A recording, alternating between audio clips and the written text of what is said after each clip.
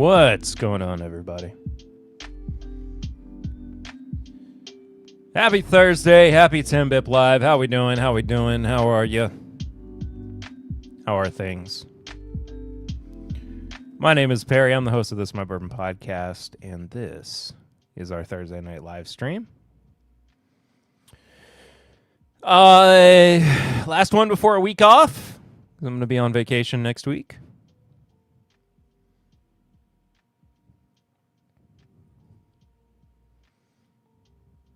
Yay.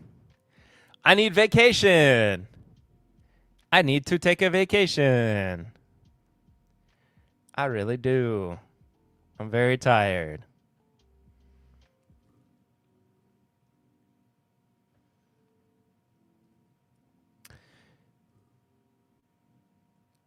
My name is Tony, and I'm a viewer of 10-Bip. Change your vacation, please. I cannot. I am very sad that I am missing the 10-year It's Bourbon Night anniversary meetup time event thing. But I hope everybody has a great time. And I look forward to hearing about it. Because I get the feeling it's going to be fantastic. And I am very, very sorry that I will be missing it. But I very, very need to get out of town. I'm very, very worn out. My AC went out yesterday. Pretty sure this will be the first time I've ever come to Kentucky and not seen you. That can't be true. There's no way. Surely you've been to Kentucky before and not seen me. What if I told you I'm in America? So I heard that you were in America yesterday, and we just barely missed each other, Kyle. Hello again, whiskey friends. To the light whiskey arrive. Hello, Jeffrey Wack.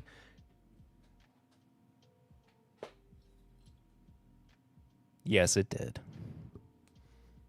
Look at this beautiful thing. Look at it.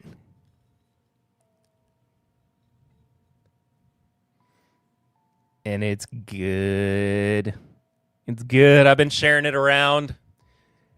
So it's already taking a bit of a hit. But it's very good. Only time in question could be it's Bourbon Night 2022, but I will check photo records. Fair enough. I crushed it. I did kind of crush it. That is true. Yeah, we did miss each other yesterday. But I get to stop by and see Chad for a little bit today, which reminds me. I need to do something. Run through 4 bottles already, obvious reasons. It is a crushable bottle. I'm going to have a pour of it here a little bit. I'm not going to start out with it because it's... Hold on. For tonight. It's, of course, too old...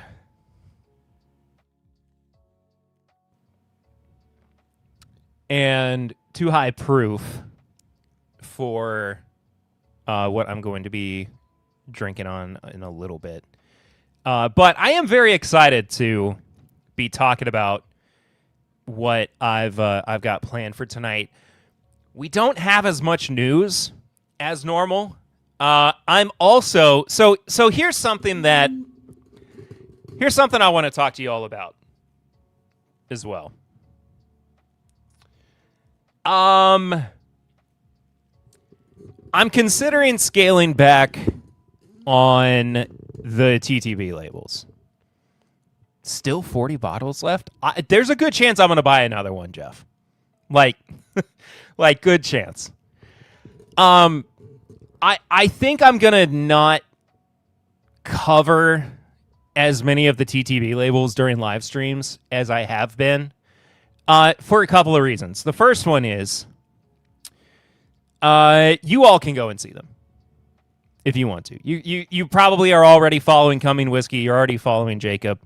If you're not by now, you absolutely should. His account is phenomenal.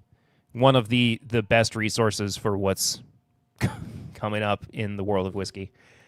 The other one is,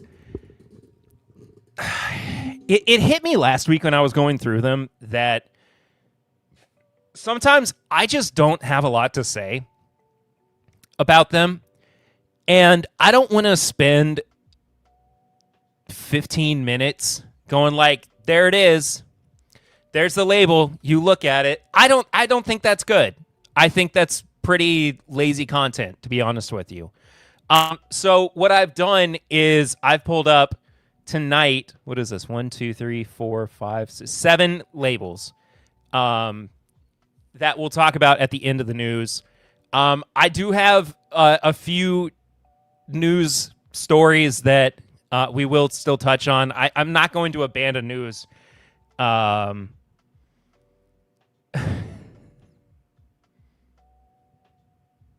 funny. I'm not going to abandon news altogether. Because that's a big part of what I do on the Thursday night stream. But I do want to incorporate, and this is the funny thing about Timbip Live, about the live streams in general, that there's always a state of flux to them. They kind of change over time. But I do want to try to just incorporate more bourbon into it, more drinks, because I felt like some of that's gone by the wayside, and so more pours, more time for that. So, do not have a pick of you, but it was the first Bourbon House meet where I brought Pappy 20. Do you remember that one? Don't abandon news or bourbon. Abandon bourbon. What's funny? I did talk to Brian Bikey earlier this week, Mr. Abandon Bourbon himself. I did go to that meetup. So I was there in 2022, albeit not for super long. But I was at that meetup, Tony.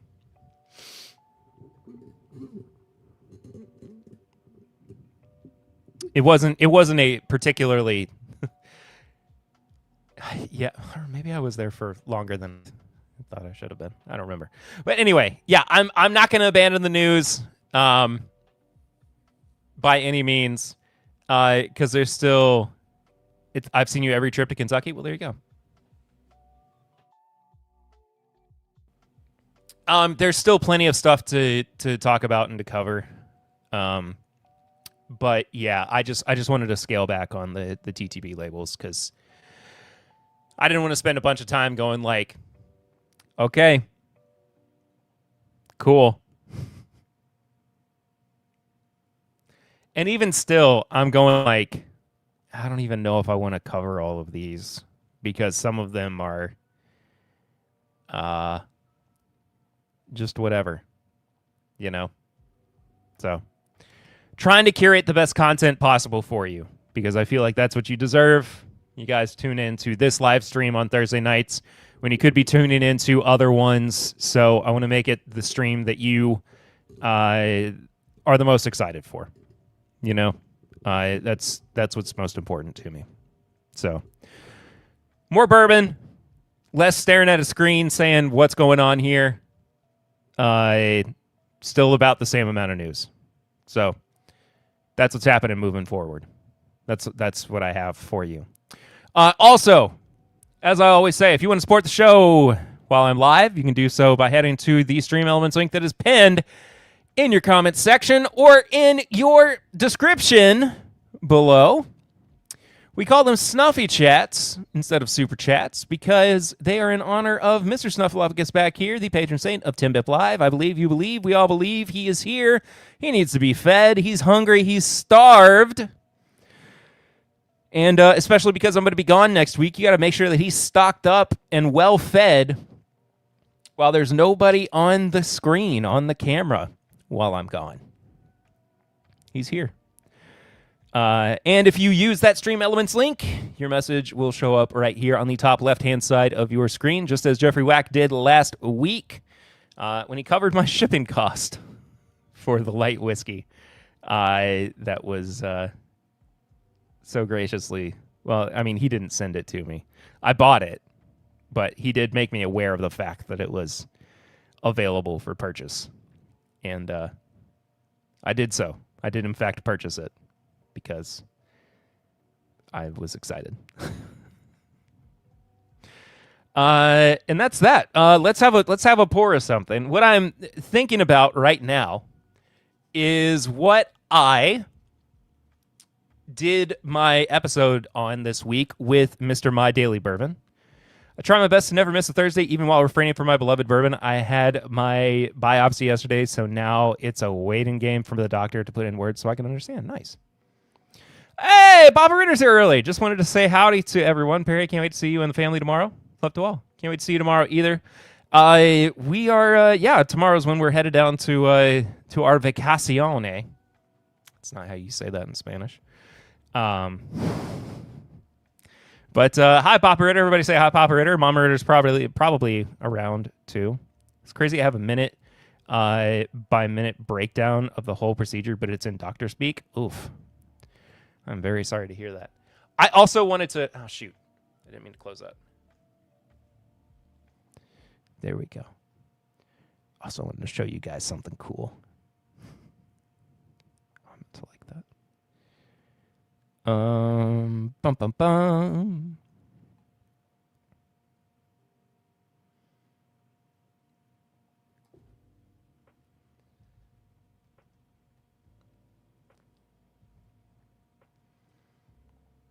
Just take me to the page, Instagram. Just take me there.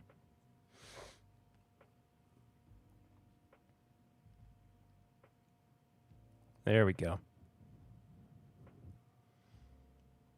Men by men. Okay, I got to show you this before I pour anything.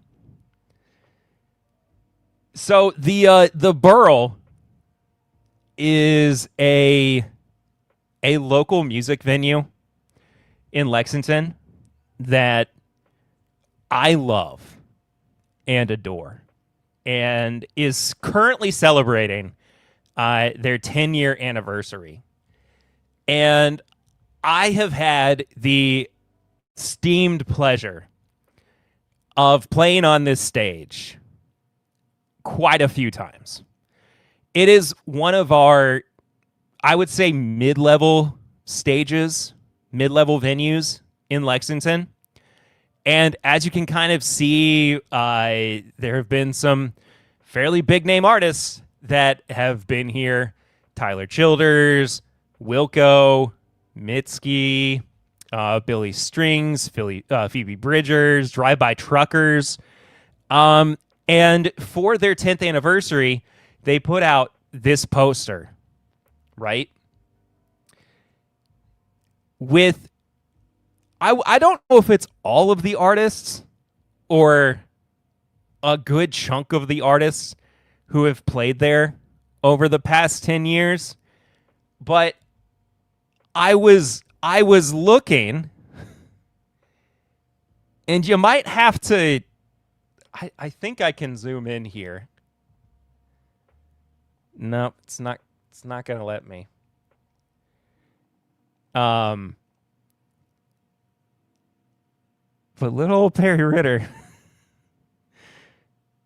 made the left-hand corner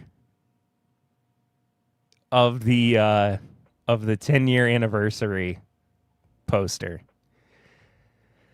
along with all of these other phenomenal artists. And I am I can't get over it. Like, I have to brag on myself a little bit. I have to pat myself on the back a little bit, because this, like, having the chance to be on this poster with all of these other big names. Is Stapleton on here? I need to check. Winona Judd's on here. Manchester Orchestra.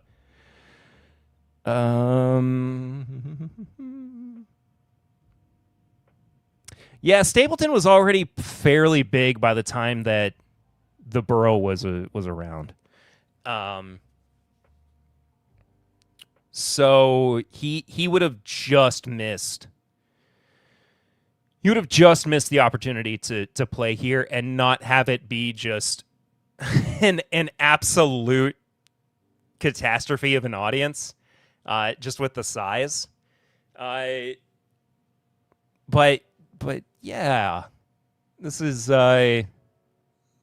very cool. So, I'm gonna have to get one. They're up for pre-order. I'm trying to see if they will just send me one. I have not heard back from them just yet, but I would really like for them to. If not, I'm just gonna eat the $50 that. Childers is just as awesome. I mean, don't get me wrong. I even as like a commemorative poster, I never thought that, and even though my name is tiny on here, I never thought I would have my name on the same poster as Tyler Childers. Like, come on, man. Oh, also, Ryan Sinclair is right here. She is she was the lead singer of a band that I was in called All the Little Pieces. I wonder if ATLP's on here too. Or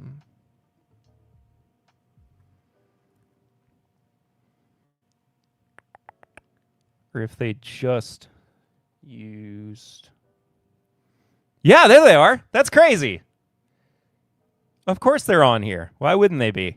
That was the band. If you've ever heard me talk about my buddy Billy, who passed away, that's the band that I was in with him. All the Little Pieces. God, this is so cool. Oh, man. Jade Bird played? Oh, I love Jade. Jade was on last year's episode of the last year's Bourbon and Beyond episode as well. Sorry, I'm rambling on about this. I apologize. But this was a very cool thing that popped up today. So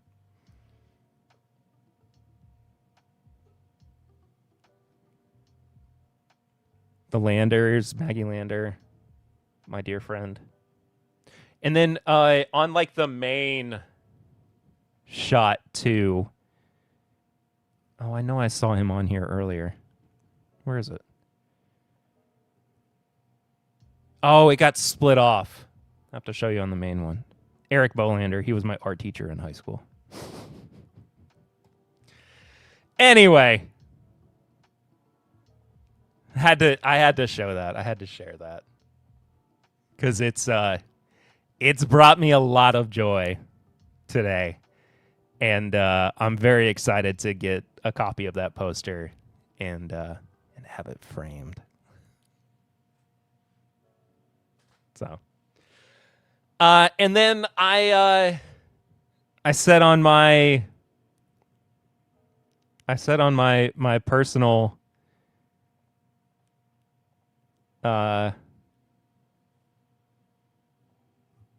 Instagram account, I think it's time to get back to music. Just that little kick. Just that little kick in the pants. When you get some kind of recognition, you're like, I think it's time.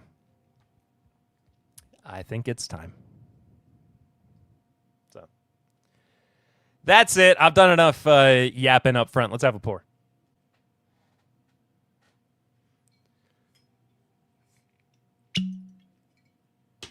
So, if you have not listened to this week's episode of the podcast yet, you're now my most famous friend. That's very funny.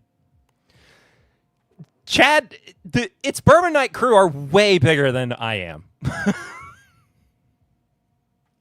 Its Bourbon Night is so much more, like, their following is far bigger than Tim Bip is.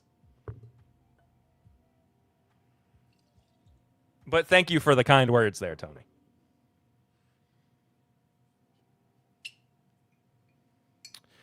I want to pour. It's not fair. I'm sorry. But if you've not listened to this week's episode of the podcast just yet, go do so. because I think that we might have had one of the first reviews of the new but very untalked about Four Roses 100 proof, not the single barrel, the 100 proof, like tan, brown, yellow label, whatever it is. Their smallest batch that actually I guess is really their biggest batch because it uses all 10 recipes, is supposed to be like 5 years old, is around like $25. Following Schmalloween, they aren't on a poster. Fair enough. But I reviewed this with My Daily Bourbon on this week's episode of the podcast. As you can tell, I've been loving on it. It is that good. It's weird because here, I'll show you guys this too.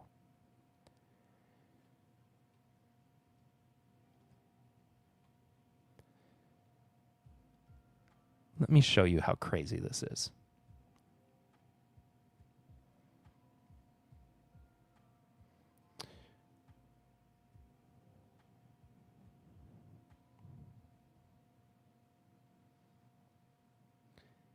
This bottle is not on their website. It jumps right from the 80 proof to small batch, to single barrel OBSV, to small batch select. And then they say, explore limited edition bourbons. And I don't know why. Like, it's the softest of soft launches I have ever seen. It's nowhere under the single barrel collection. Of course, I mean, why would it be? Of course, it's nowhere under, unless it's under experimental somehow.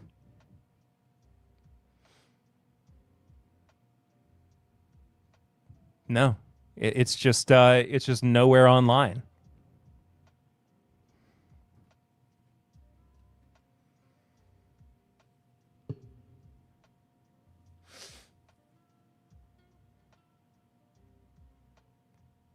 Nope. No clue why. But it is out there. So go buy yourself some.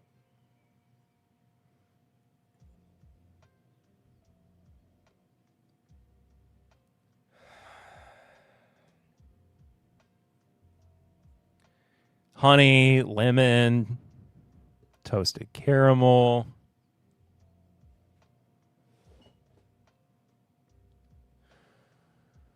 Fresh vanilla.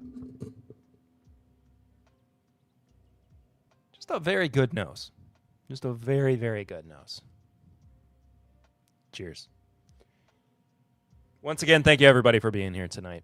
I appreciate you.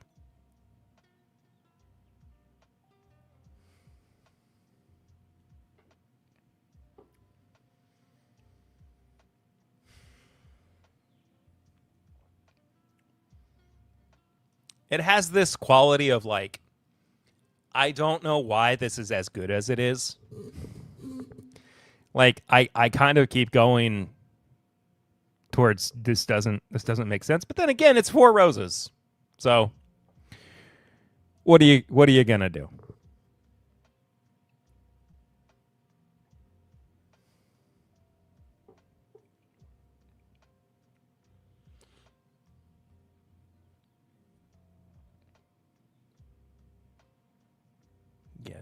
Get it.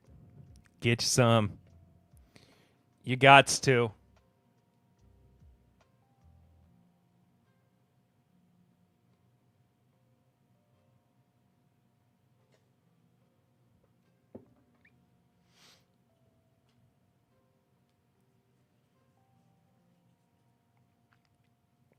Nice bit of cherry on there too, which I like.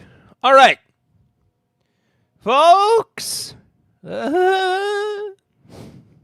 got news to cover. We got things to talk about. It's been a busy week. And my first question as we jump into the news is, are we still doing this? Are we still doing this? Really? Also, this guy looks super familiar, and I can't quite place why. Like, I feel like I know him and or have met him. Or maybe he's a content creator. I can't figure out who he is. Maybe they both are. The more I look at these guys in this picture, the more I think they might be content creators. And it's some show called, like, The Bourbon Brothers. Or Two Dudes, One Bourbon. Or something like that. And I cannot place them for the life of me. Anyway. This is from Breaking Bourbon. 90-year-old lost bourbon recipe to be resurrected. To celebrate 250 years since the signing of the Declaration of Independence, Barrel Global's Lost Mash Bill project will produce a limited batch of bourbon designed to evoke the style and flavor profile of an American spirit produced nearly a century ago. Distilled by Castle and Key Distillery under contract for Barrel Global, these barrels will be available exclusively to clients of Barrel Global.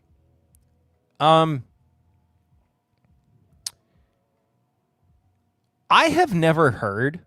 Oh, these are just the guys from Barrel Global. Hold on. Let me make sure I've got my audio pulled up for this. Let's see what they have to say. It's a 5-minute long video. We'll watch some of it.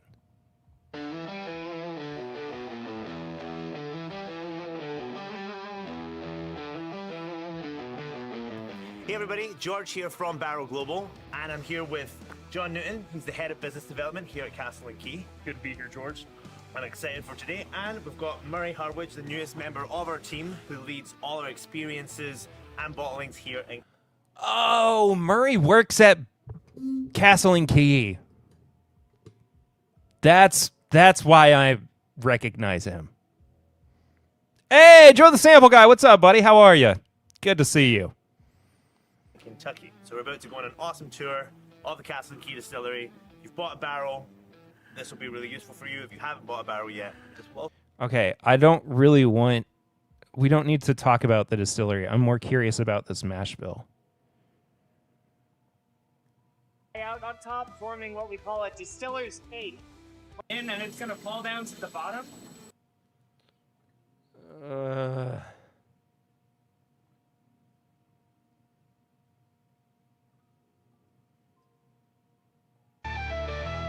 Yeah, they're literally just talking about Castle and Key. Okay, never mind. This is the Lost Mash Bill project, the second release in Barrel Global's Lost Mash Bill series, a strictly limited batch of bourbon crafted to replicate the style and flavor profile of an American spirit produced nearly a century ago. Distilled under contract at Castle and Key, every barrel is available exclusively to clients of Barrel Global.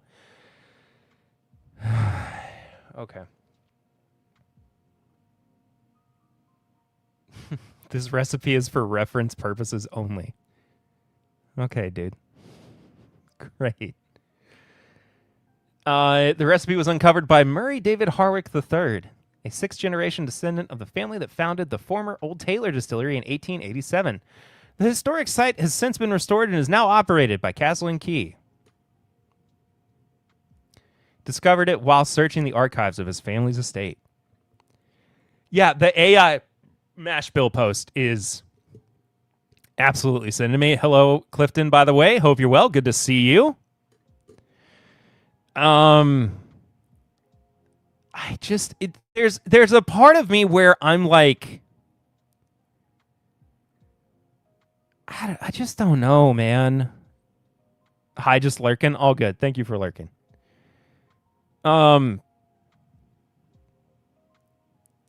It's such a... No, okay. You're still not actually... I wonder if they show a price. Oh, it's just a consultation.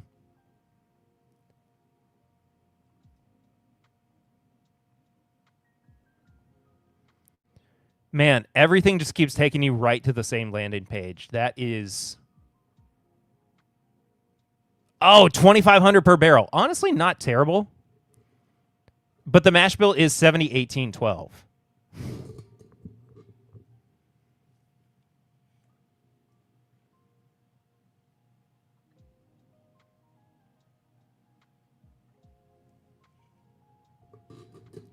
Hey, remember how this was just for illustrative purposes only? Or reference purposes? Actually, it was the real mash bill.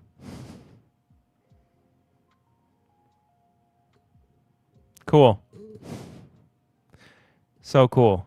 Anyway, the reason that I'm like, I don't know about this is just because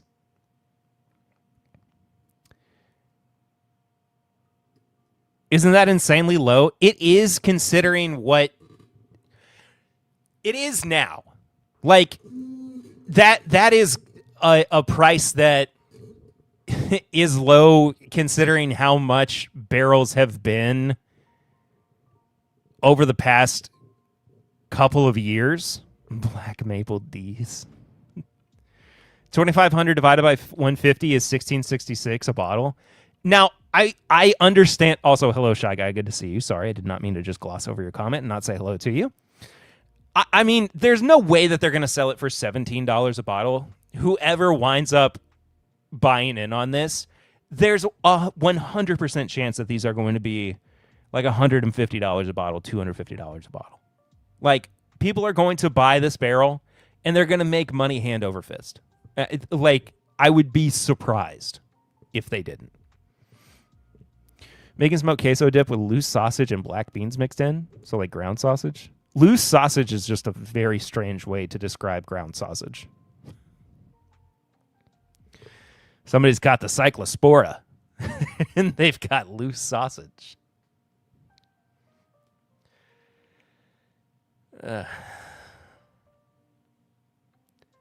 Anyway, what I'm getting at is that like, I feel like it is a strange thing to keep going back to, like, we found this old mash bill and we're trying to revive it because it's, like, I get it in some capacity, but I also don't know if it still has any staying power right now.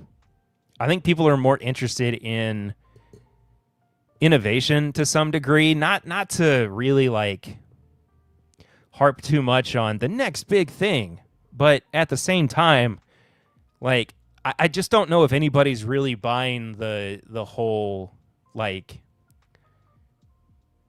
everybody wants the oldest style mash bill or a mash bill that has gone undiscovered for nearly a decade or nearly a century. I don't know. It's questionable. So maybe I'm being cynical. I don't know. We'll see. But I also agree with Clifton. Like, the $2,500 for the barrel is quite low. They'll be able to make a lot of money off of this. The other part of it too is just that I mean, it's going to sell out. There's people who are willing to pay, like, without a doubt. Whether they're somebody like an NDP that's trying to stock up on their own stuff, or even if they're just, buying it for a private group. I mean, there's reason for it, I feel like. So, anyway. Yellowstone has revealed what their 2026 limited edition bourbon is going to be, and it's finished in ruby and tawny port casks.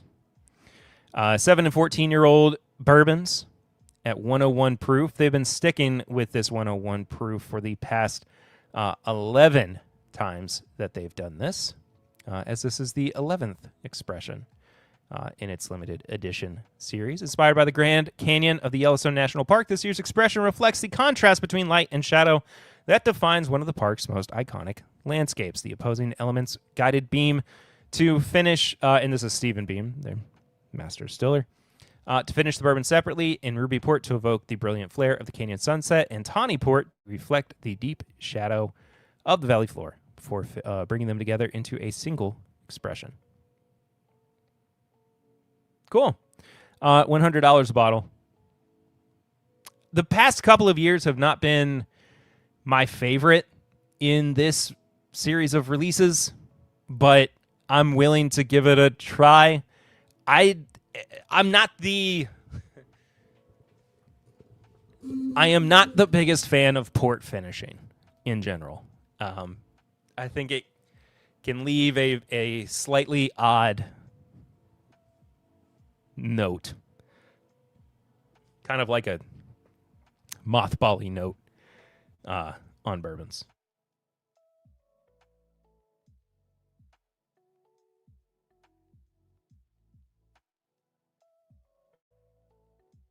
Sorry, my microphone basically came out of the stand. But anyway, we'll see. Okay, so I am mostly bringing this up because I did not realize that Heaven Hill, or maybe I did and I just kind of forgot. But at least somewhere in my brain, I didn't fully realize that Heaven Hill is no longer going to be aging in Deatsville. And this is the last kind of big release that they're putting out. It's this Heaven Hill Deatsville bottle, the commemorative edition that's 13 years old. I am Gimme All the Port and Madeira. Okay, thanks. Hello, Emily. How are you? Good to see you.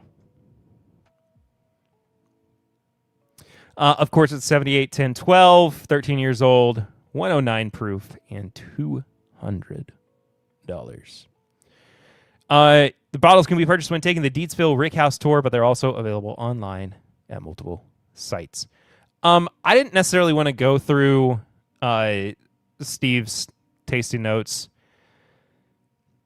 but this is a bottle born of a 17-barrel blend of what will be some of the last whiskeys to come from these storied rick houses. These buildings were commissioned by the late Bill Samuels, founder of Maker's Mark Distillery, and located on the historic site of the derelict T.W. Samuels Distillery. Late Heaven Hill master distiller Parker Bean preferred whiskeys from Deatsville over all other Heaven Hill rick houses, and back then he had more than 50 houses from which to choose.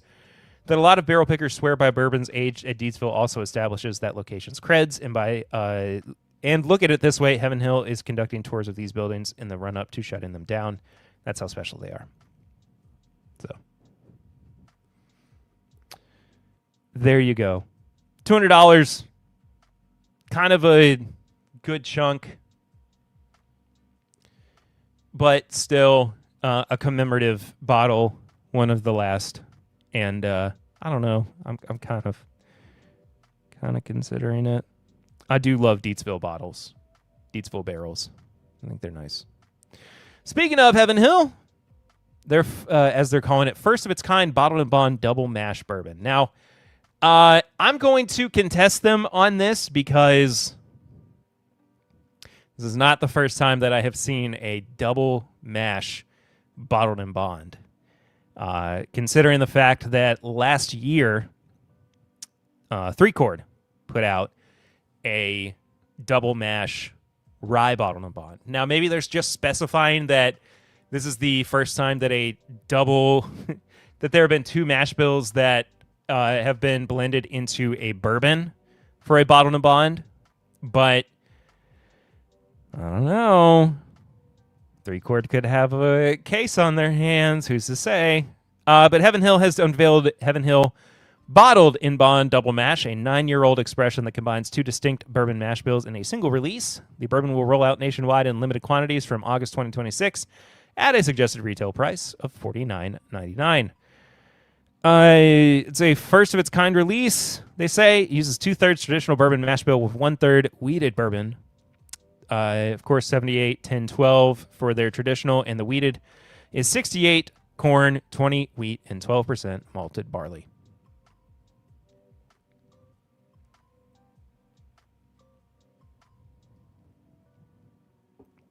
At Heaven Hill, innovation begins with a deep respect for tradition.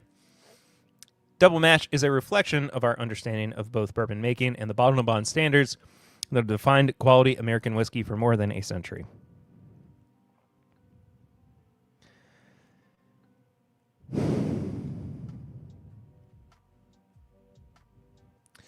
Look, man, I guess. Like, I get it. I don't know if it would have, like, done them any favors to... I don't know if it would have done them any favors to have called this a 4-grain bottled and bond. I understand that it's more straightforward to call it a double mash. But at the same time, I guess if you're going for, like, the innovation route, which, again, I guess if you're going off of what I was talking about earlier, that's probably what there is going to sell people more. That might be what is the most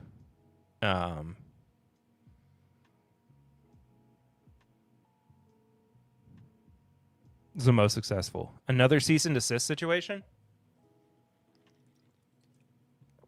Are you talking about the stuff that they've gotten from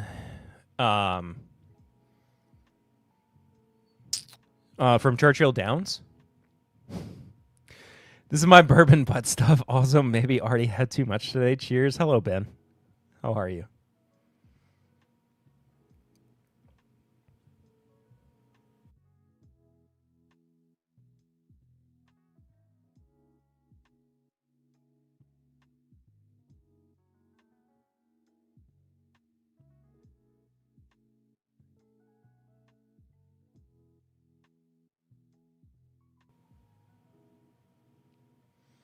That's just one of them. What are the other ones?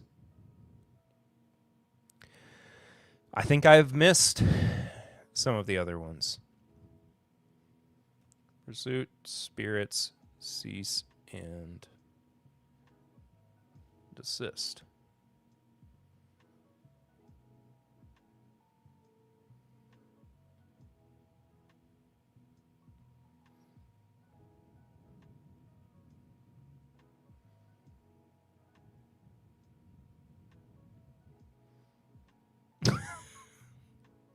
When you walk into a store and it starts with Brussels 13, Eddie's 45th, 16-year archives, cheesy gold foil, and Anthology 21, and it goes from there, maybe, yeah, yay pudding. Brown Foreman for triple mash. Really?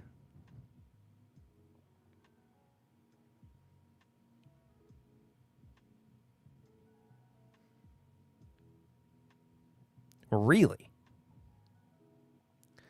I'm not seeing anything immediately online. I did just find this, though. And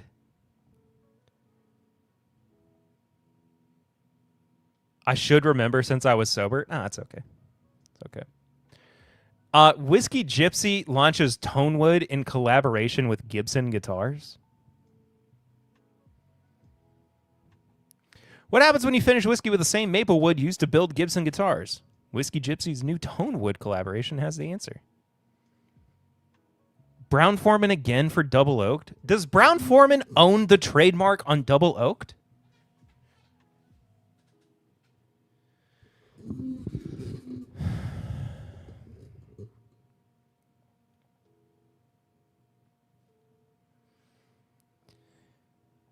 Anyway.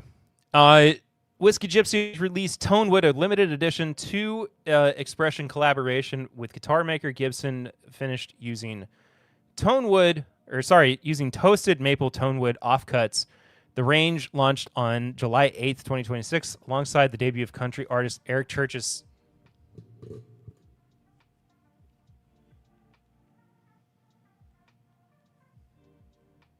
Oh, specifically oaked. Oak is okay. That's stupid. Alongside the debut of country music artist Eric Church's signature Epiphone Hummingbird Dark guitar. Collaboration reverses a familiar relationship between the two industries. Guitar makers have long used whiskey barrel wood in their instruments. Tonewood flips that idea. Maple tonewood offcuts from Gibson's guitar building process, prized for the resonance and character, are used to finish the whiskey.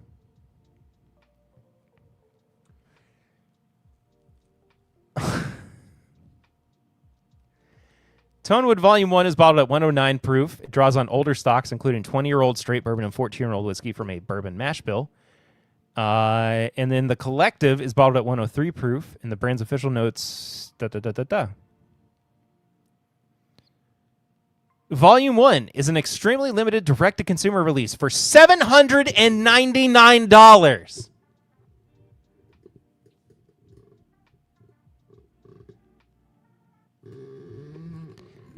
It arrives in a custom Gibson case, it better, with a co-branded guitar strap and 2 Whiskey Gypsy glasses. The Collective carries a suggested price of $199 and will expand to select U.S. retailers. A portion of proceeds will benefit Gibson Gives. Where is this?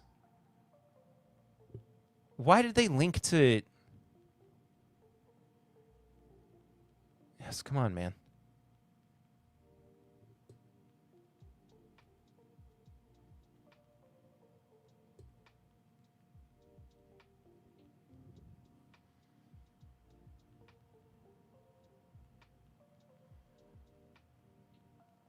It's all irrelevant to last night's hang. The guitar hanging in Pursuit Studio was made right here in my hometown of Naperville. That's cool.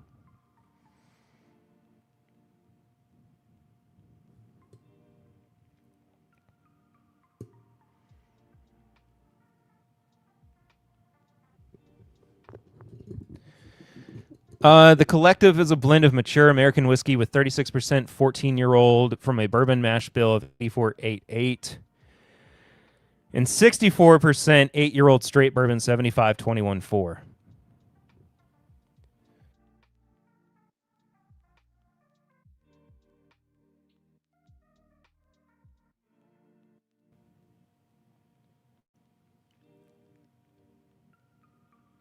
Okay.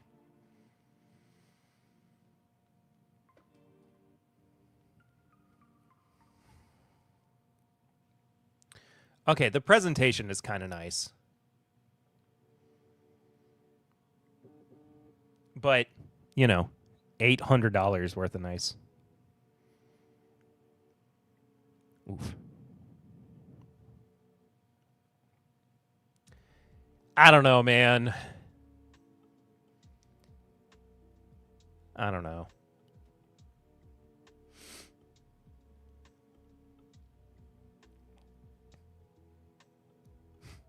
The wood is only wood until it arrives in the master's hand. That rule applies to distillers, luthiers, and songwriters, said Church. I'm excited to see what song this collaboration between world-class masters will write. Okay. Moving right along. These are cool, I guess. Maker's Mark launches airport-exclusive artist series for global travelers. Hold on one second. What's this? Oh, right.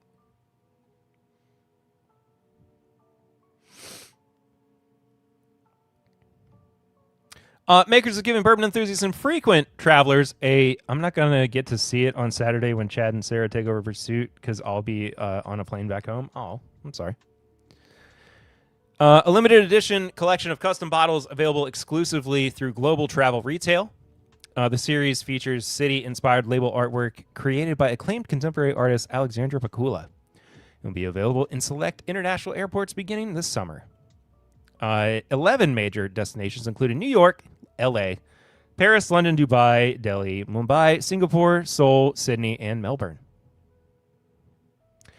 Each bottle pairs Maker's Mark's signature handmade Kentucky bourbon with artwork designed to capture the movement, energy, and personality of each city.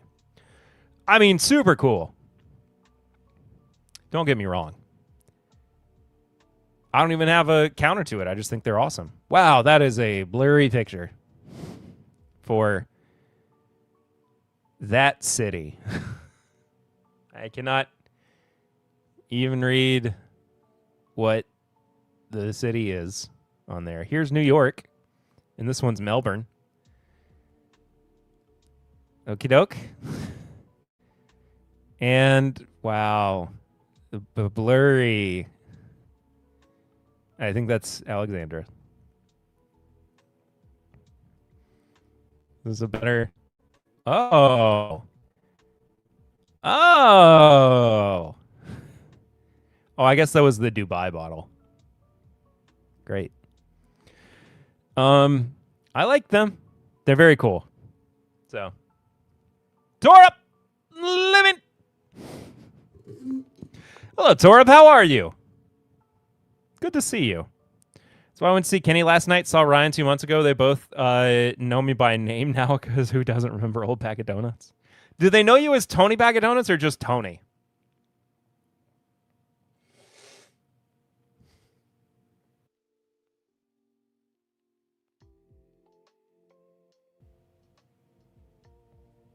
My allergies.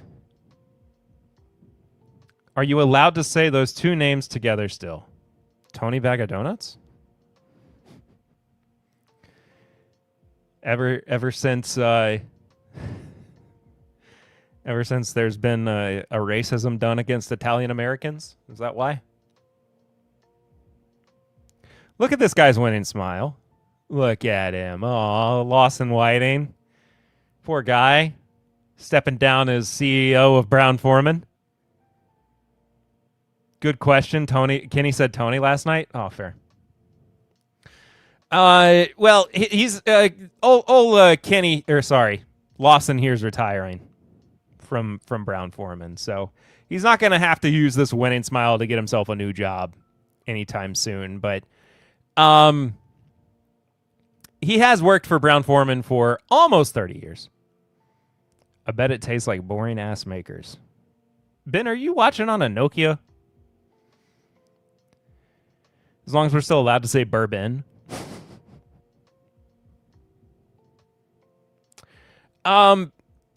There's no way that Mr. Whiting of Brown Forman is not stepping down due to some of the issues that they have had financially over the past few years,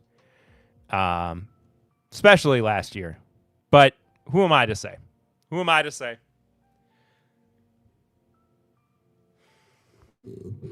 Could be that it was just his time, you know? What is it? 7.5 years? 7 years?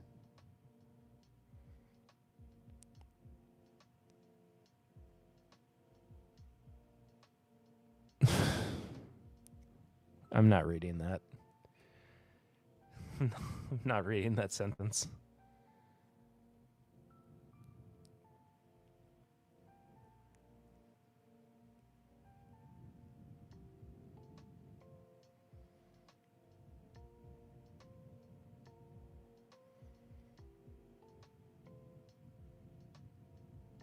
Oh, nice.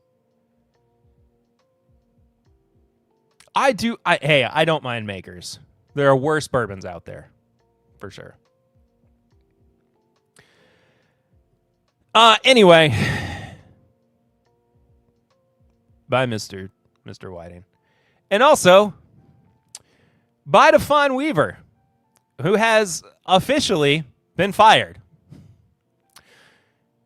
from Uncle Nearest.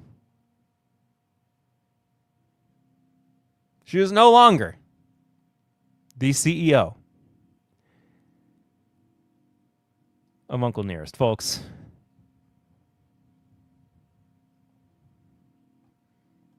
I'm sorry.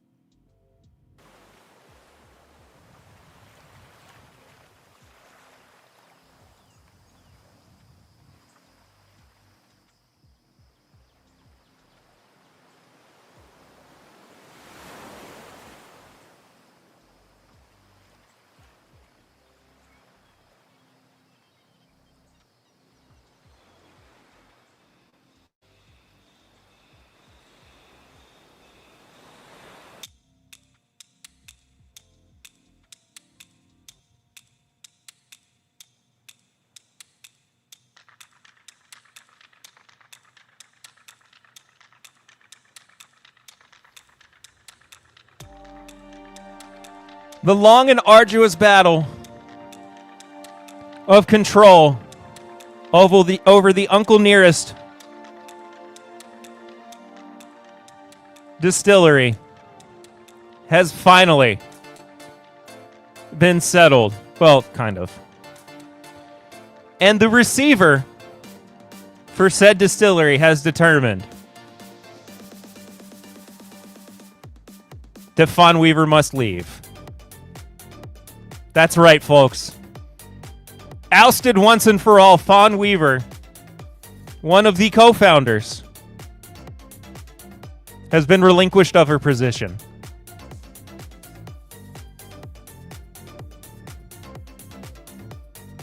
Far too long.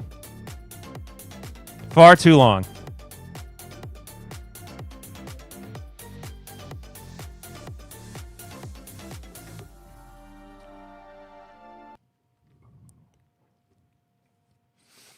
Tennessee Whiskey brand has been under the control of a court-appointed receiver since August due to a lawsuit by Foreign Credit Mid-America and is more than $200 million in debt.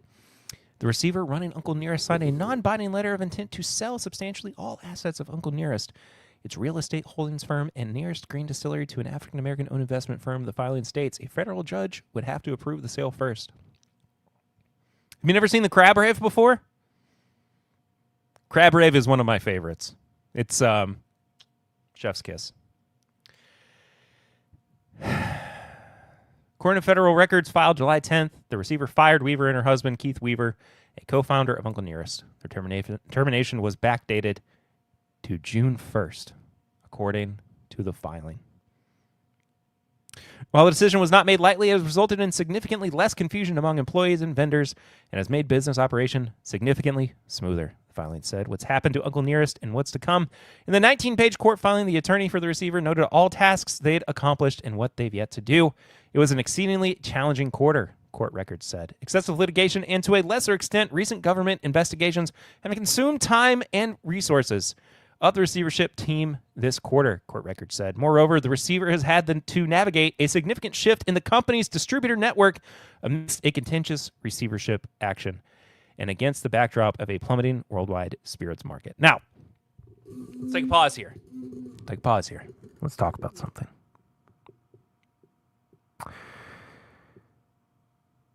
Have you noticed? Something? First of all, during all of this, Fawn was very quiet. Fawn was exceedingly quiet during these court proceedings. At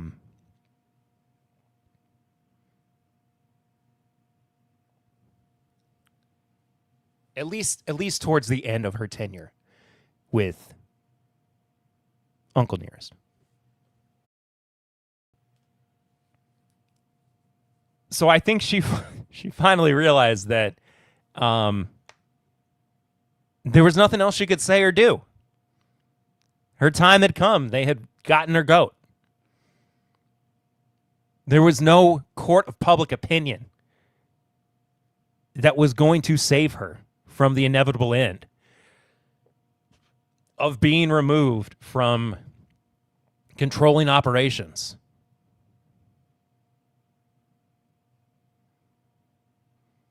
Have you noticed how good I look? Everyone stop what you're doing and come see how good I look. I'm making queso with sausage and black beans in it, and I'm smoking it. Didn't you say you were making queso already, Shaka? Could I get a link to that article? Absolutely. This is the paywall removed version. You might have to take off the... Did I? I'm a bit brain dead. Yeah, that was like the first thing you said when you came in here. You might have to remove the paywall removal thing.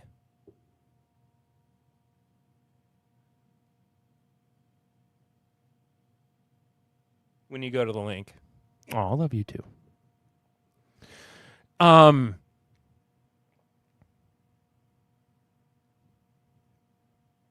But one of the funniest things about all this is also that something that I pointed to last week, which was the fact that the receiver has also filed a countersuit against Farm Credit, which means that, A, it was not at the behest of the Weavers, considering the fact that this firing, this removal of Fawn from the distillery operations, that had gone back to June 1st. This countersuit had nothing to do with her. And 2, the receiver's actually doing a really freaking good job. Like, genuinely. Like, this guy is doing everything to, like, save this business. I am genuinely impressed with how good he is doing with going by the books. It is crazy. It is absolutely crazy. And just this note. While the decision was not made lightly, it has resulted in significantly less confusion among employees and vendors and has made this business operation significantly smoother. Tells a massive story in one sentence that they needed her gone from the very beginning, and that all of her continued lying about how there was collusion against her, we weren't getting the whole story. It was nonsense. It was complete and utter nonsense. It was the same thing we'd been saying from the beginning, that this was their fault. It was so transparently them trying to shift the blame away. And I'm sorry, but they're not coming back. Uncle Nearest as it was is gone. It's dead. This distillery will probably still exist by the time that this has all been settled, but there ain't no way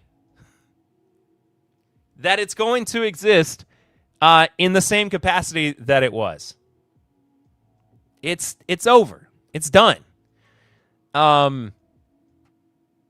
This was an incredible turn of events. I'm not saying that like it brought me joy or anything. I the thing that I've tried to maintain since the beginning is like, let things play out. Hopefully everything meets its appropriate end. And I think that this was genuinely the most significant the most significant step in the case that we've seen. It's a cursed name for now, or a cursed name now for sure. I don't know who would want to touch this with a 10-foot pole. I think that the best thing they can do is sell off assets and let it go away.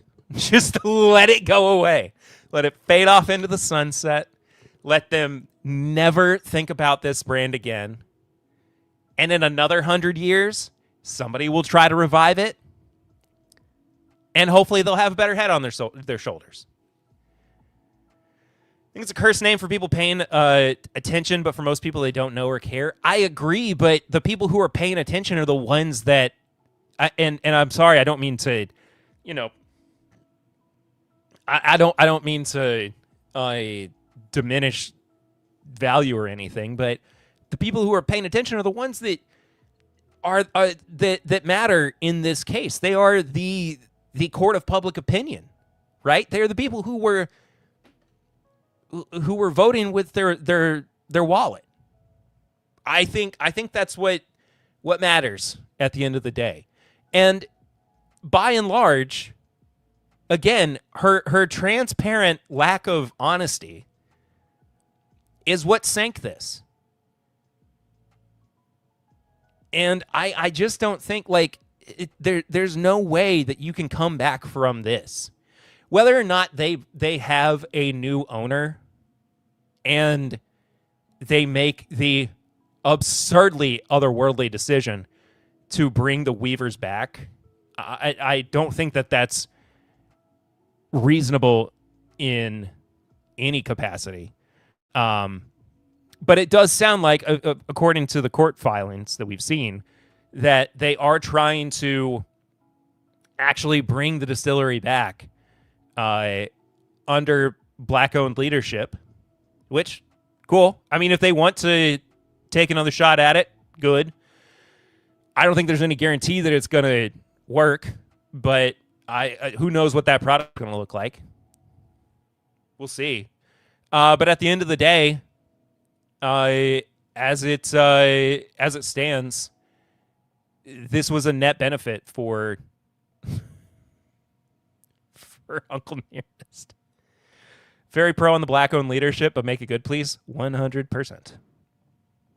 So, anyway.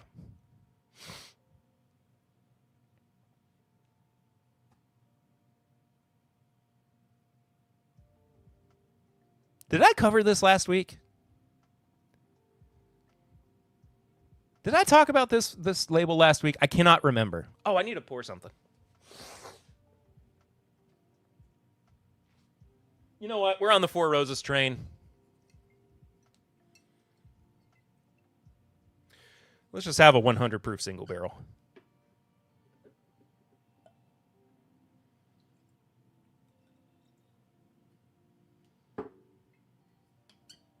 Haven't had one of these in a while.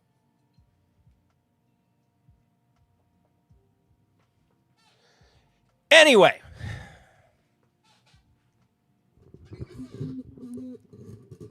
Weller 12 wheat whiskey.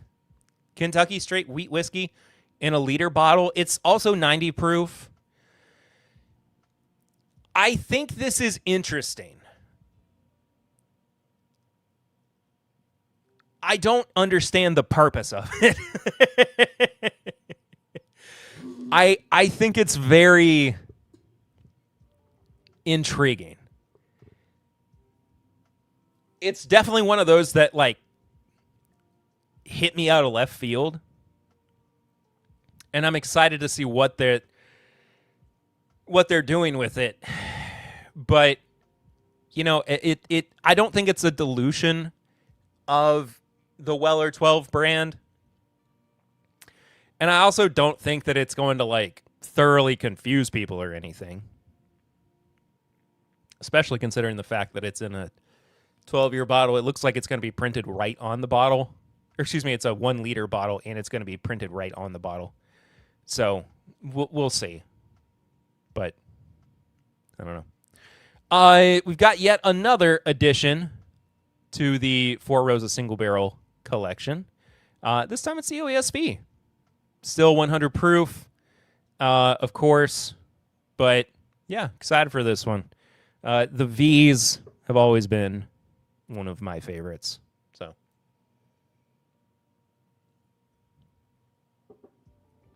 like I said, though, oh, that's a good single barrel. Oh, that's good. Like I said a few weeks back, though, once that OBSO comes out, that's it. I'm done. That is that's the only one of these that I'm going to buy. Period. The Penelope Architects Texas State Blend, finished with French oak staves, 110 proof. I like this label. It's cute.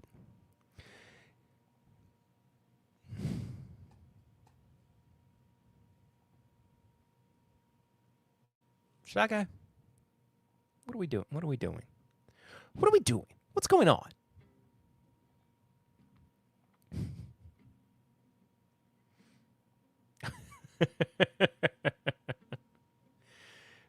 Yeah, this is good. This is a good looking label.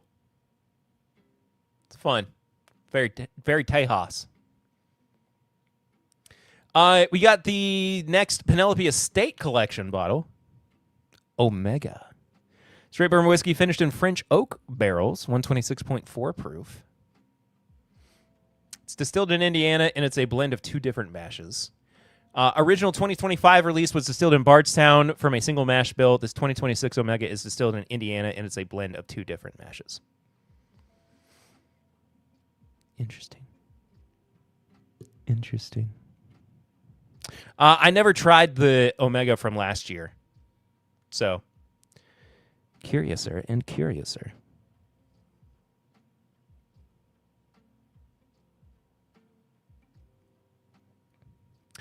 Patriot Empowerment Institute. Prep. I can't read that. Oh, preparing our military for a successful transition to civilian life. Double mash, eh? 104 proof, blended straight bourbon whiskeys. The reason I pulled this up initially is because I was like, oh, it's another 250th anniversary bottle. No, this is just for the Patriot Empowerment Institute. Bottled by a Nashville distillery in Whites Creek, Tennessee.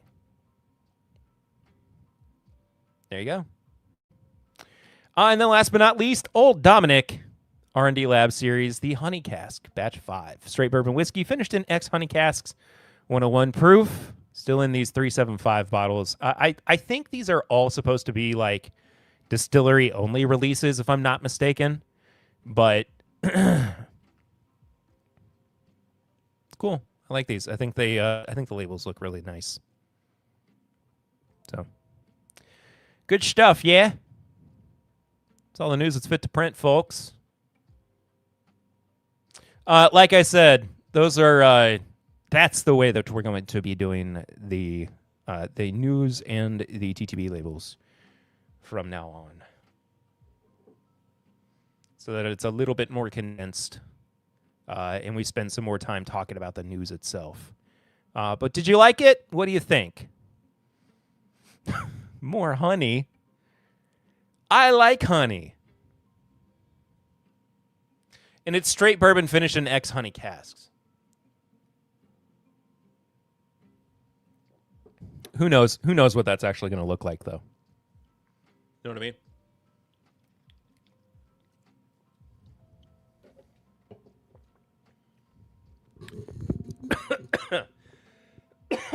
So now we drink. Yes.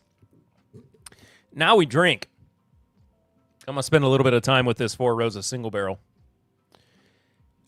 before we go to the Black Maple Hill small batch. Had a hair in my mouth.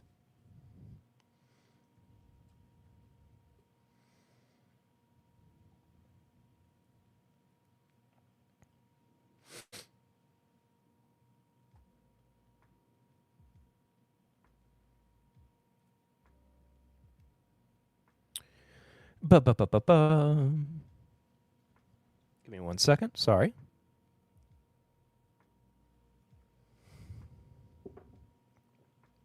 Fruit flies.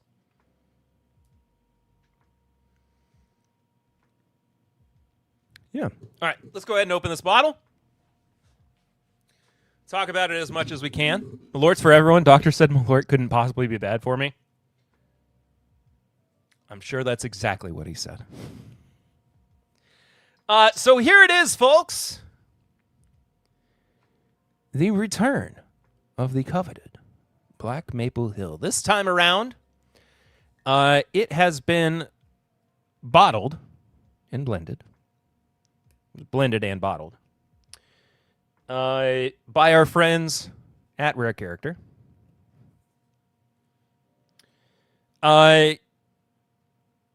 This is the... It's not going great.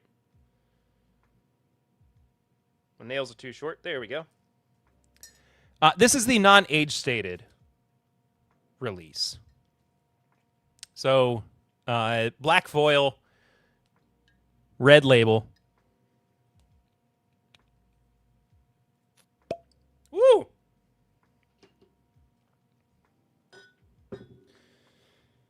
And if I'm not mistaken,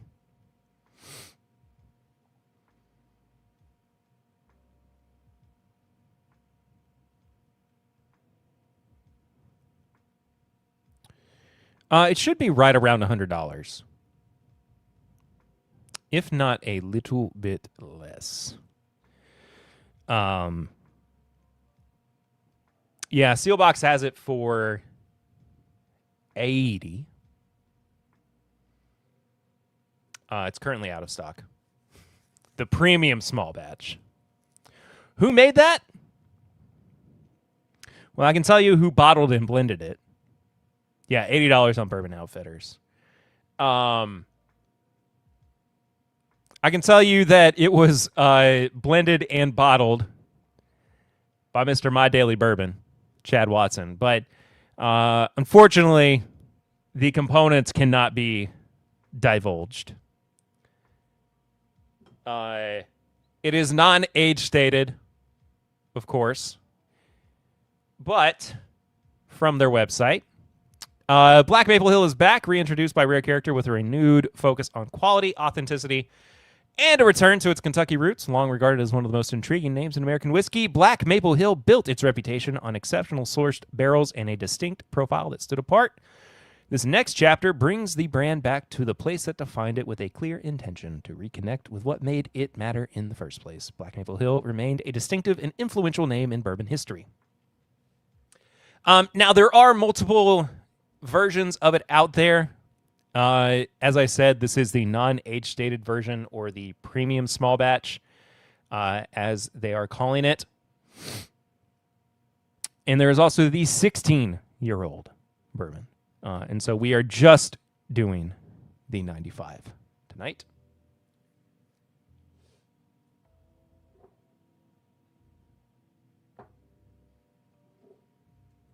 Hang on, I gotta find a good glass.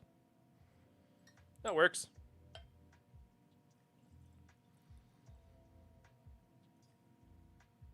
I'm gonna go with a little hefty pour. Nice little hefty boy. Also, these are 700 mils, not 750s, just so you know. Kentucky Straight Bourbon, a balanced, approachable bourbon that leans into classic Kentucky character, structured, warm, and easy to return to. And the 16-year-old is a more limited expression built from older stocks, offering depth and maturity while staying true to the brand's original appeal. They're both 95 proof.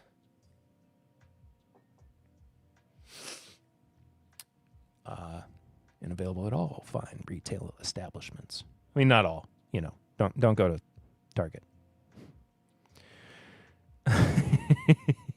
What the heck, Chade? I want my 50 ml.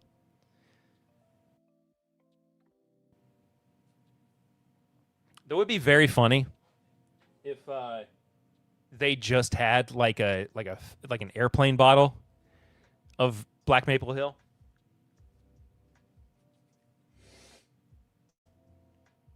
Would be hilarious.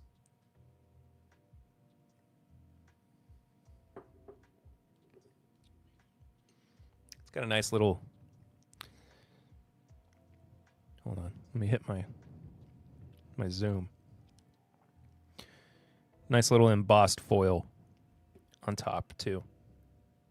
Come on. Is it not gonna work? International market wins this round, I guess. I mean, 100%. You gotta appeal. Hey, we're not complaining when Jack Daniels does it. That's not true. I do complain when Jack Daniels does it. This is America, dang it. Where's my whiskey? I think he has all the extra 50 mils stored away in his bunker. I did, but whatever. I mean, yeah, I did too. Having been in Chad's bunker, I can confirm that he has stolen all of the Black Maple Hill that you can't get because he hates you and hates everybody else. So if you have problems with websites that you pre-ordered from and you are upset that they refunded you your money, it's Chad's fault. It's Chad's fault. He absolutely hates you.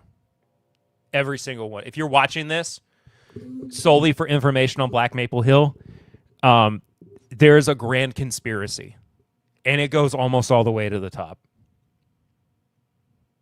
But Chad's only like 6'1", so not that far. So he did as much as he could. I've seen him try to dunk, and he can't. It's kind of sad. It's a little pitiful. he challenged me once, and I said, I don't want to. And he said, I'm going to do it anyway. And he tried. It wasn't good. It was tough. It was tough to watch. But yeah, he does think that you don't deserve nice things. So he stole it. And that's why you didn't get your pre-sale. So, sorry. Sucks to suck, I guess. What are you going to do? You know?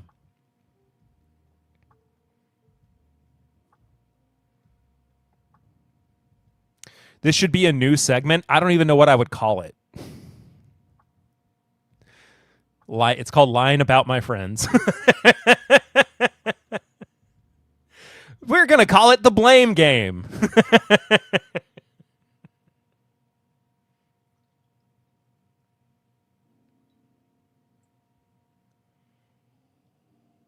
Oh, we blame all things on Chade. Chade blame. No. Blame Chade?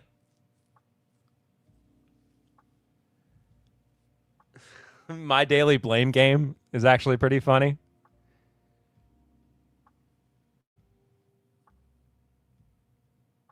But it only happens on Thursdays. I've really got to get a new mic arm. This thing is so loud.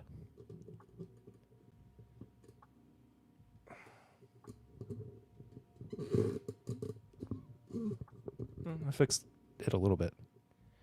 Open the dang Strait of Hormuz, Jade. That actually... Hold on. I have to send something to myself. That makes me think of something that my wife sent me.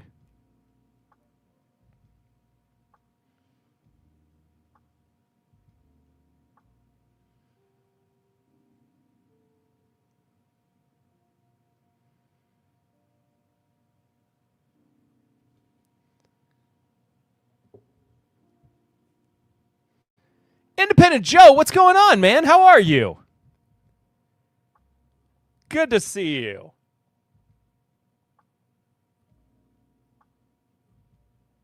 My goodness.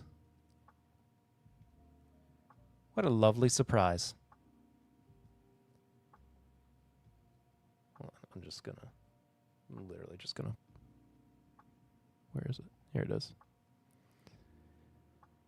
Heard you had some cool wrestles today, maybe? I did have some cool wrestles today. I'll show you all a picture of it in a second. This is what my wife sent me. Trump to secure Strait of Hormuz by posting an old man who asks you 3 questions before you may pass. What is your favorite color?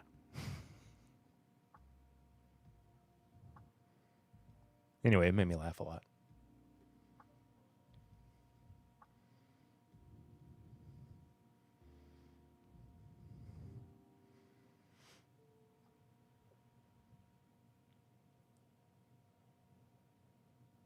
Woo!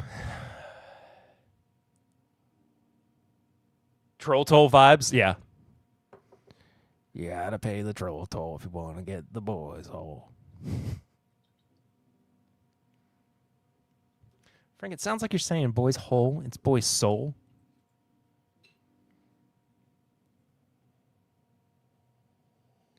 Oh, stewed fruit, nuttiness. We're going to open it, and it's going to be the most open it's ever been. So open. I really shouldn't open it, but I will. It's going to be very open. Has he started talking yet? What time is his speech tonight?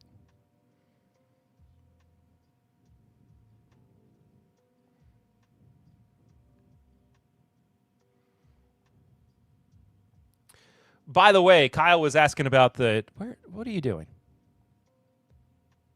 Oh, because it's full screen. That's why.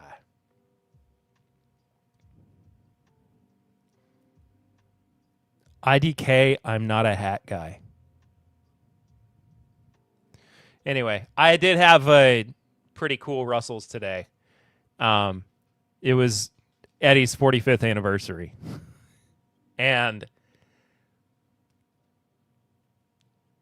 man, is it good. Oh, you're not a hat guy like the I know what you mean. I got it. I got it now. I'm a numbers guy. But I had Russell's 40, the Eddie Russell 45th, Russell's 13. Took you long enough? Yeah. Look, man. I'm trying over here.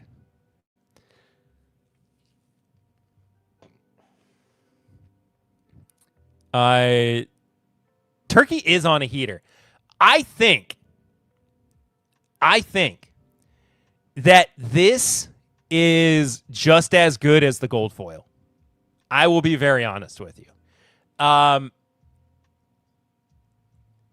think it might be slight. It might not be okay. It might be close to the gold foil.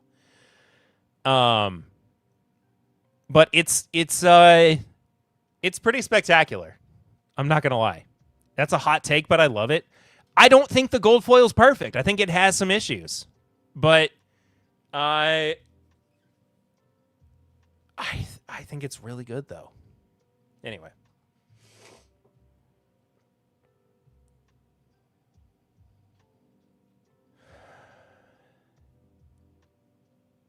All right, I've spent enough time hemming and hawing. Black Maple Hill, let's go.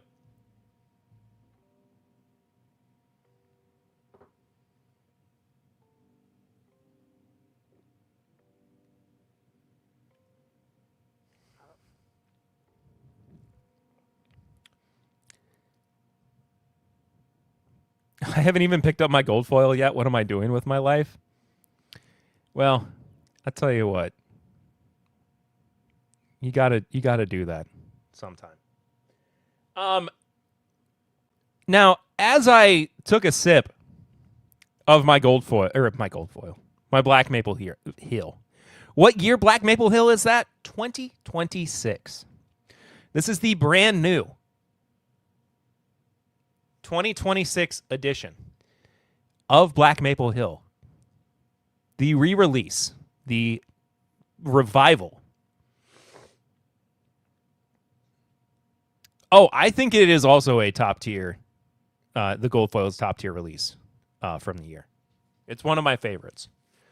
Black Maple Heel.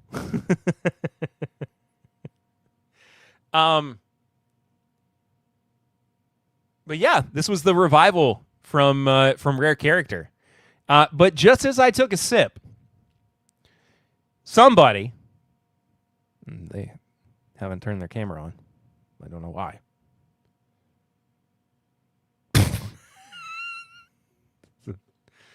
Crazy angle there. But somebody joined me on the backstage to talk about, I meant age. Oh, I cannot talk about the age because it is not public information. However, there is somebody who is here that will talk a little bit more about Black Maple Hill with you fine folks at one of the weirdest camera angles I've ever had for a guest on the show. It's Chad Watson, My Daily Bourbon. Hi. Why am I looking up at you like this, Chad? Okay, good talk. You're used to it, so great. That's nice. Thank you. Everybody say hi, Chad. Hi, Chad. Kyle said, "Oh boy, it's my dad."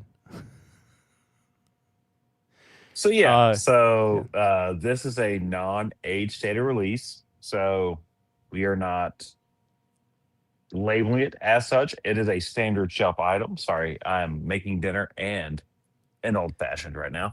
Nice. But we are doing so.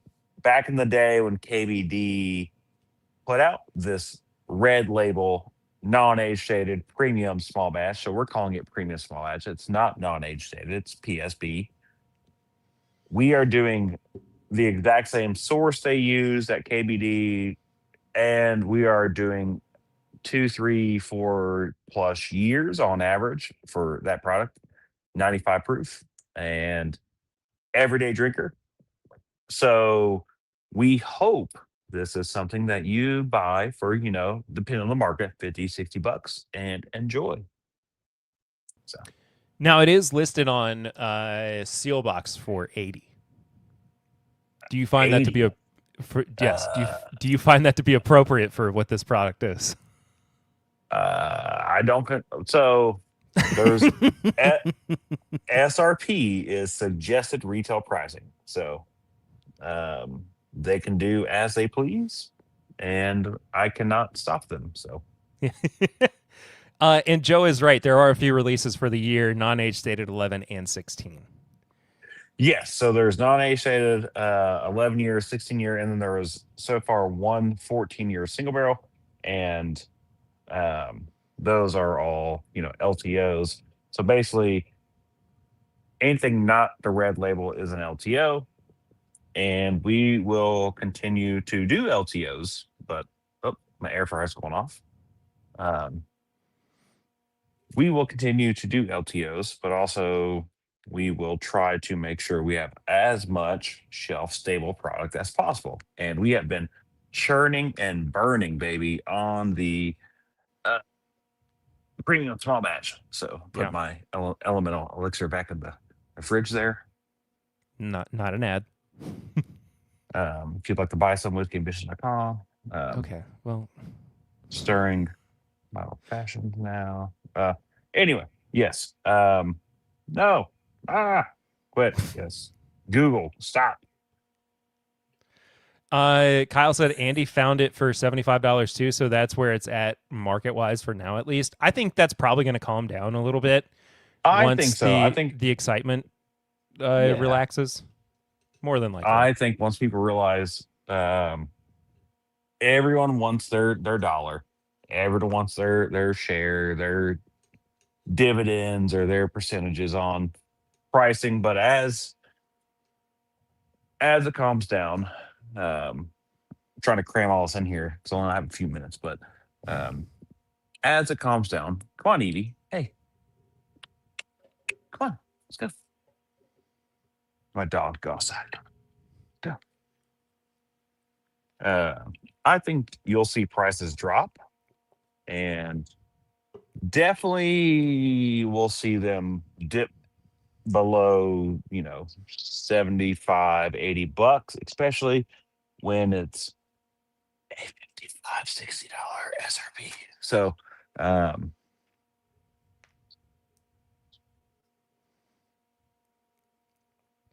okay. StreamYard's like, everyone can hear you. You were getting a little choppy there for a second, but I think we're good. It's funny because StreamYard just popped up. I was like, everyone can hear you. So, and now nobody can hear you because I muted your mic and then I unmuted it. I have that power apparently. Can you hear me now? Yes, I can hear you now because I unmuted your mic.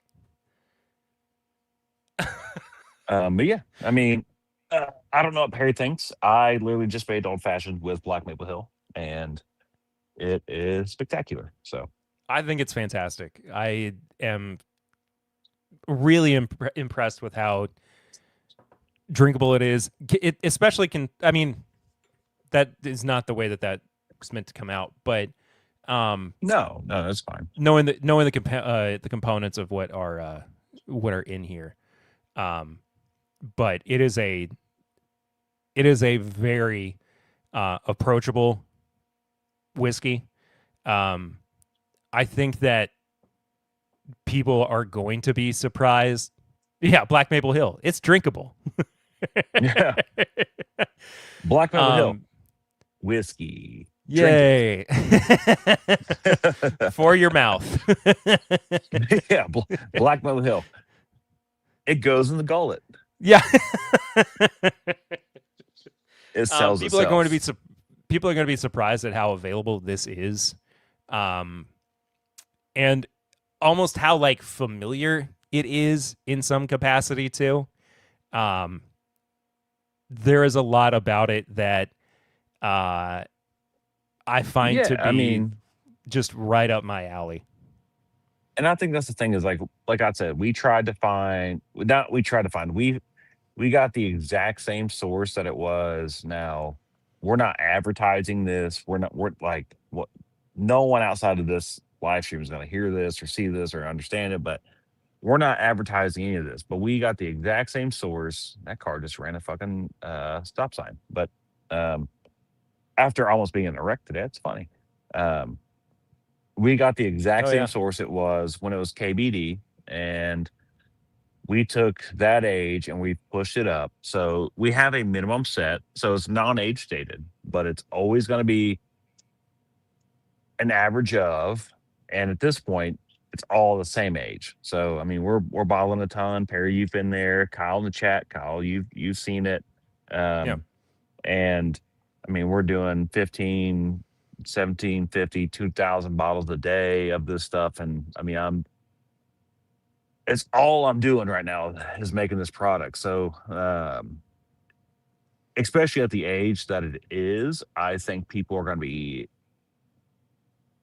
for who we are as an NDP, the age that we are putting into these bottles and the fact that we'll never dip below a certain range speaks volumes to the quality and the price point, but also we're doing it to consistency. So if you buy a bottle today and you buy a bottle 2 years, I want what you buy to taste the same. And if it's always going to slightly change, like big distilleries, you take batch 1, you leave 30% in the blending range, you blend batch 2 and you sour mash it. But we're trying to make sure we're as consistent as possible. And I hope that people who are buying it now continue to buy it, because like I said, I made an old fashioned with it, Elemental Elixir, Black Maple Hill old fashioned, and it's meant for that. It's meant for however you want it. Neat with Coke Zero, Pepsi. If you're an RC Cola guy, Perry, then do that.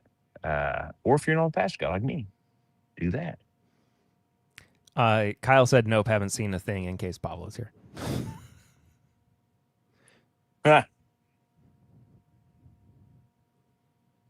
He should be in a sales meeting, so hopefully he's not here. I guess at later times.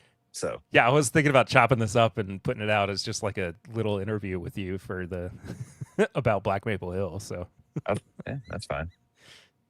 Maybe I'll just leave that part out that Kyle said.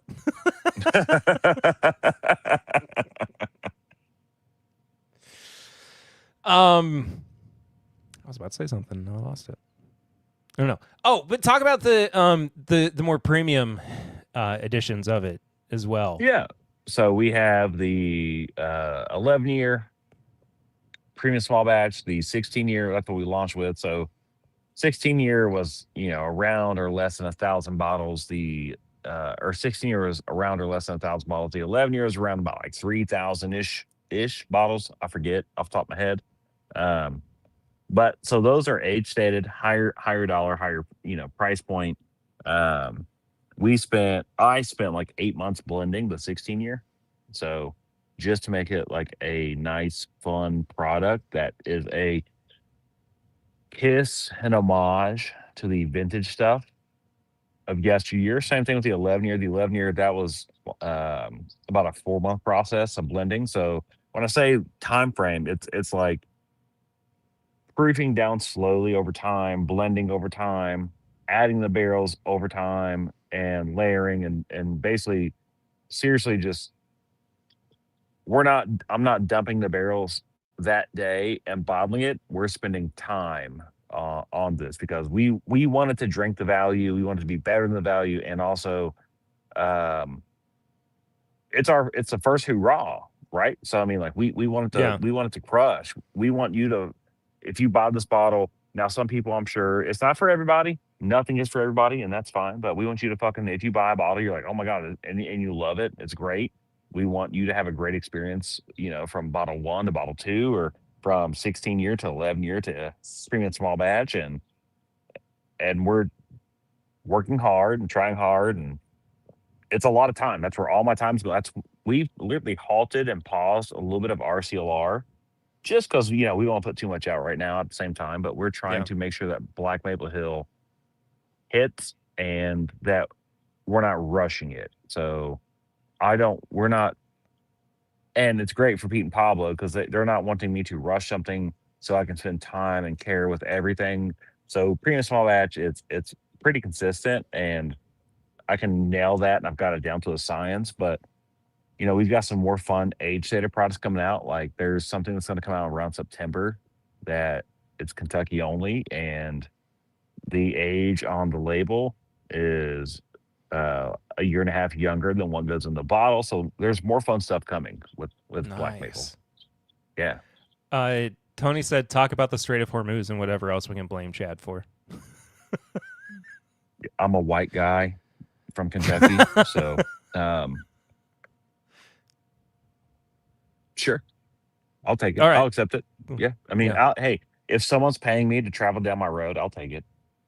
No one's doing that, but hey, I'll accept that money. You don't think you can negotiate out of any of that? No. Also, I just noticed my grease stain shirt from me literally throwing my steak into the air fryer that I made at work today. I threw it in there to warm it up, and now I see a giant ass grease stain. So, yeah, I very didn't notice professional. it. I didn't notice it until you pointed it out. So, I mean, Yeah. you could have left it alone. No, think- I'm looking at my screen at myself, and I'm like, "What is that? Oh yeah, that's the grease from the steak I just warmed up." So, Yeah, that's good. Way to represent your company, Chad. yeah. At this point, it's it's expected. So, Yeah, it's all good. Now I want to make an old fashioned with one of these too. you should, because it's a great old fashioned, nice and citrusy. Like that's the thing about Black Maple premium small batch is very citrusy, a little nutty, nice caramel, butterscotch, oak, vanilla notes. But in old fashioned, you get a little bit of that spice, cardamom, nutmeg, clove. But I mean, my tried and true old fashioned elemental elixir and whatever bourbon or rye. And I'm usually a rye old fashioned guy. But since I wanted to hop on here since I had like 10, 15 minutes. Why not? So, and hey, it's a great old fashioned in my Hearst Snow glass, which you can maybe buy on rarecharacterwhiskey.com. I don't know. Can I do this? Trying to see if I can do this. Hold on. Did you see my my text I sent you about the wreck? I did see Almost got that. him? Yeah. Yeah, dude. So the white SUV who did an illegal U-turn, we're like, we're fine, or don't open the. I tried to open the doors because, are you safe? Are you fine? It's how many people are in here? What do you know the date? What's today? We're not talking to the press. That's crazy. Yep. My dog is scared because there are fireworks going off in our neighborhood. Oh, and come it's- on. it's How are there still July fireworks going off? I know, it's July 16th. Come here, Evie. Hi. Evie. Hey, say hi, Evie. Say hi. Yeah, July 16th, still fireworks. So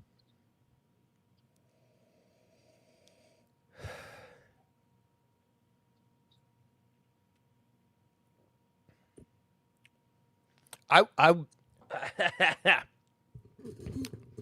one of my favorite things about it, I'll say that without choking. One of my favorite things about it is that it doesn't drink like it's 95 proof. I think it drinks much higher proof and much more full bodied. I think so as well. I think the age due to the way I'm blending it with, I mean, because we're proofing it down as I do it, but I think the age with it and the blending is allowing the structure of the whiskey to show through. So it's not just like shock and awe, like, oh, it's 135 proof, average of barrels going to 95. It's right. it's allowing the, like what you said, the flavors to show through. And hold on. Okay.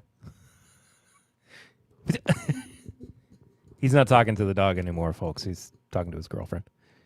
I am. Yeah. Yeah. But I'm back. Only got a couple minutes left, but yeah. That's fine. Long story short, the blending tactics and the way I'm doing it, I think it's allowing, like what you said, it may not drink like 95. Some people may live that. Some people may not love that. Some people may hate it, but I love low proof whiskey at this point in my whiskey journey. And at 95 proof, I kind of want the body, the structure, and the finish to sell me. So if it may drink a little hot for 95, I'm okay with that. I mean, if you don't like it, your opinion sucks. Anyway, so what I said the first time I had this, like this specific batch, the premium small batch, right, word for word was not everything has to be cask strength. Like exactly. That was my first reaction to it.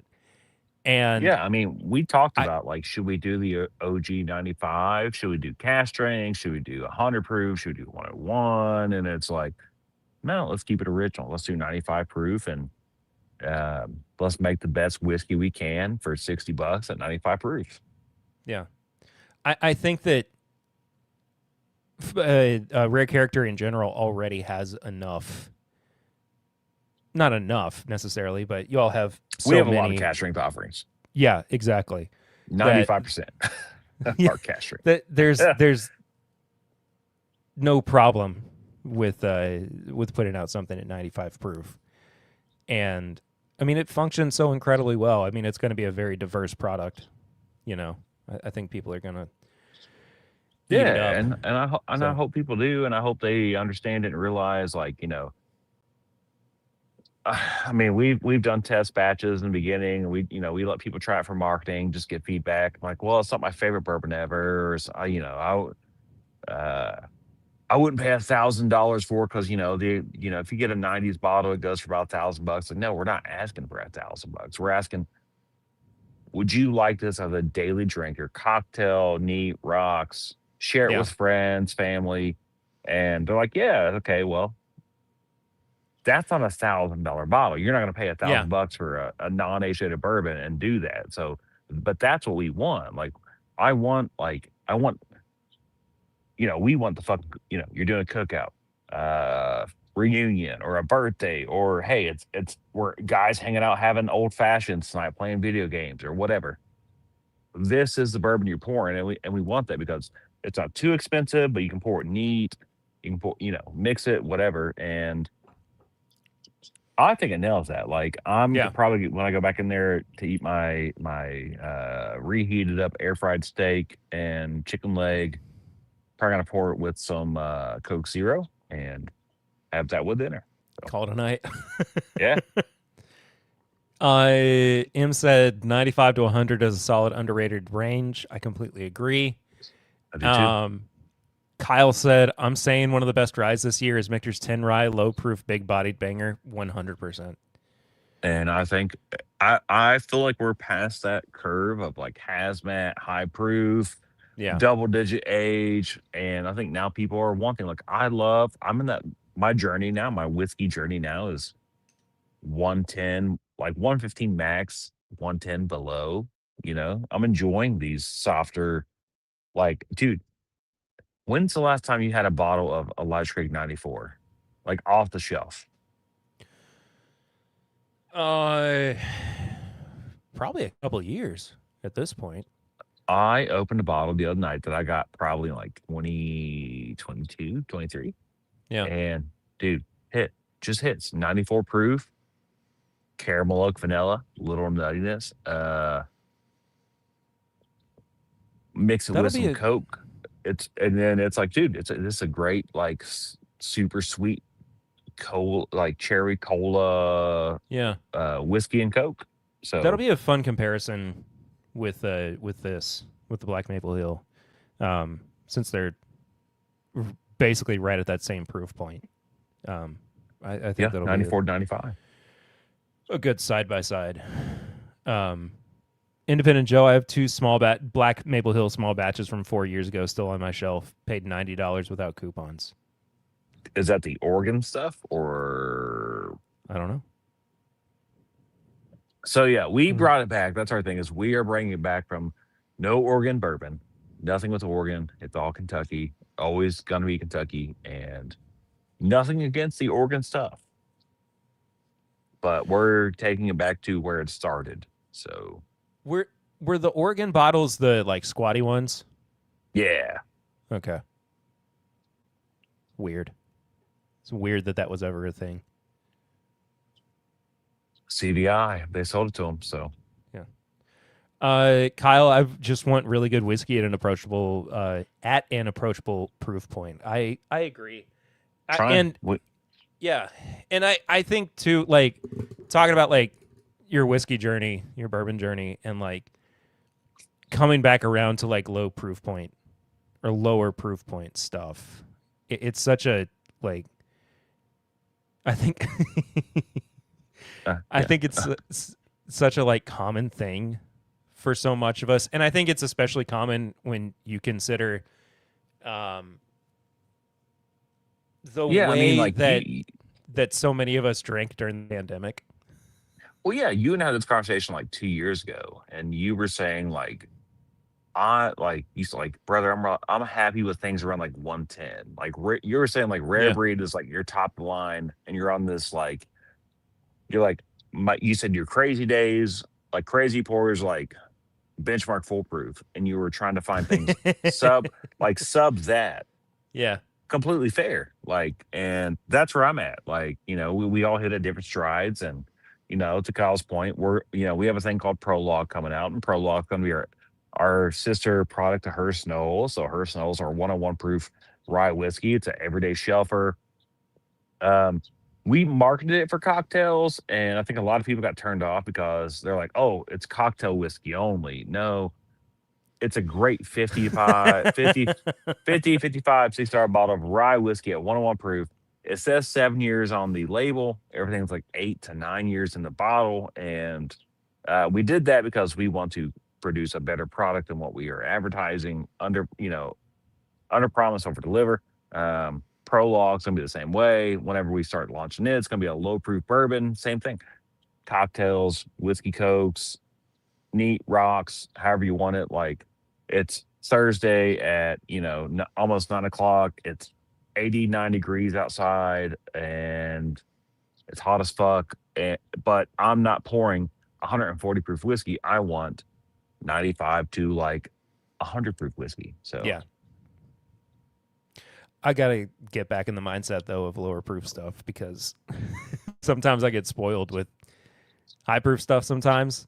And I'm it like, happens, but I do like that. Just, pour a nice rocks glass of 90 to 100 proof, enjoy the rest of my night without having to feel like I'm going insane.